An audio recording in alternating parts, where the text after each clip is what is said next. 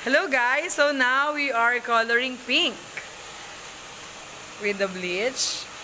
So now we are coloring it bleach. Look, ang ganda-ganda ng client natin. Right? Ayan, so now her hair is transforming into pink. And now we have from bleach going to ash blue.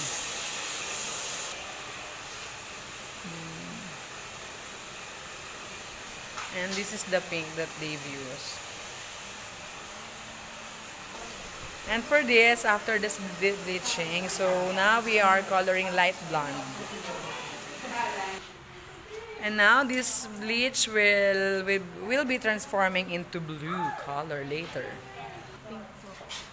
So now, from bleach now, transforming into pink.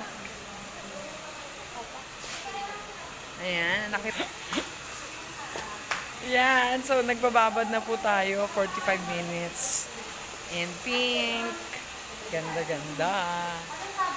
And now, here's the most main character. Ayan. Pati kilay, oh, mga kaibigan.